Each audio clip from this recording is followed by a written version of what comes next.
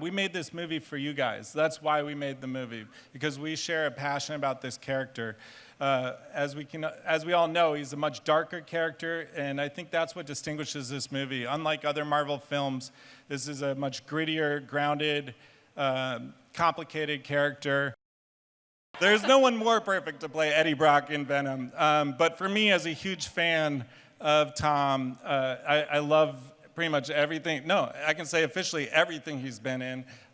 So when I heard he was excited about playing Eddie Brock in Venom, it was like a dream come true. There's just, for me, no one more exciting to watch on screen. He just brings so much complexity and depth to every character he inhabits.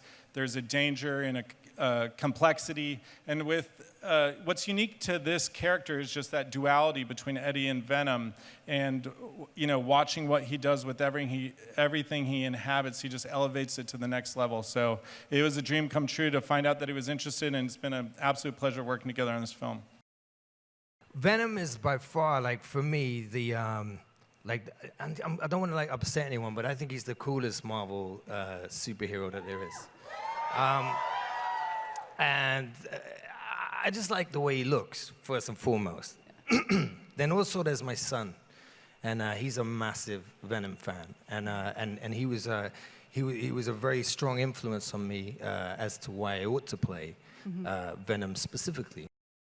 I read the script, I fell in love with the character, and it's a double act, so there were two characters that I'm playing, and I'm a bit of a geek about acting, so I wanted to play, I did a film called Legend, where I played two brothers. Oh, thanks. And I thought I could do a similar technique, but this time I get to play with a huge, visual effects monster. I got to give a lot of props to the sound boys, Coffee and Patrick, who actually, I would record Venom up first before I did a scene with Venom, or other actors who had to work in the scene with Eddie Brock and Venom together, but they couldn't hear necessarily Venom, but I could.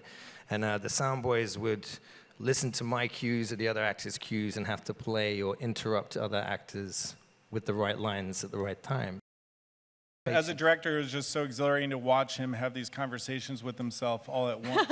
I mean, seriously, because he is two different beings are occupying him, living in his head simultaneously, and the way he's able to be interacting with Riz in a scene, but also reacting to Venom, who's talking to him in his head, at the same time just watching at the monitor. It was just, so fun to see the way he was able to create this world. He's an anti-hero, so he'll figure on a goal, and he'll do whatever he has to do to get to that goal, even if that means going around the outside and doing some naughty or bad things to get there. He kind of finds his perfect opposite partner in this huge, great alien beast that arrives and lives rent-free in his body. and no one will believe him that it's there. Carlton Brake is a genius, a billionaire, an inventor, and he's made a lot of scientific breakthroughs in his time. And at this point, the Life Foundation, which is the organization that he founded, is trying to answer the question of what does the future for humanity look like? Because planet Earth is almost done. As you saw in the footage, it's like we're on the brink of ecological and environmental collapse. So he thinks probably we've got a future in outer space. So it's in exploring that he comes across the symbiotes. From Carlton Brake's point of view, he's really trying to do right by humanity, trying to ensure we've got a future. It's just that old saying, sometimes to make an omelet, you've got to break some eggs. Michelle is awesome. I wish she was here now, actually. She would love this. She's a brilliant actress, and through and through.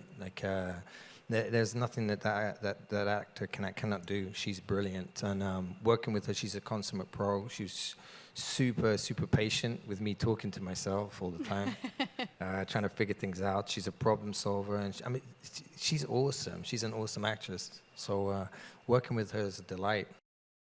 She just brings such a warmth and humanity to the character, but she's really strong. I mean, as people remember from the comics, Anne Wang is a really strong character, and I think Michelle did her justice as far as just being, a worthy adversary to Eddie Brock. If Riot's an adversary to Venom, we can say that Anne is a worthy adversary to Eddie. Jenny Slate, who I'm a massive fan of her as a performer and a comedian, she plays the lead scientist at the Life Foundation. So it was interesting because, I mean, I think she's going to be a real discovery for a lot of people in terms of the kind of role she plays. Here, she brings a lot of soul and warmth and humanity to this character, to this scientist. But in between takes, she just had us in stitches. She's so funny. She's just, I mean, I just really want us to be able to leak the footage of behind the scenes of what she was doing between takes. I think we can all agree it would be pretty amazing to see Spider-Man and Venom face off in a film. And I know I can speak for myself when I say that I'd be really excited to go see that film. So I have to think that the studio is thinking the same way, and that at some point down the road, they're going to run across each other's paths. Tom Holland recently said that out of all the characters in the Marvel's universe, the one that he would most like to face off with is Venom. So, how do you feel about that?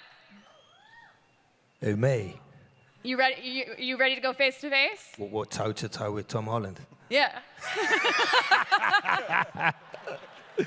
I'll have a go, yeah, you know. Well, you got to have a go, ain't you? Yeah, no, he's an awesome actor, and I'd love to work with him, and I love Spider-Man. So, but you know, who knows? Big round of applause for our panelists. Thank you, everybody from Venom. Thank you guys so much. Thank you. Thank you to all our panelists. Thank you guys for joining us here. Have a wonderful rest of your Comic-Con.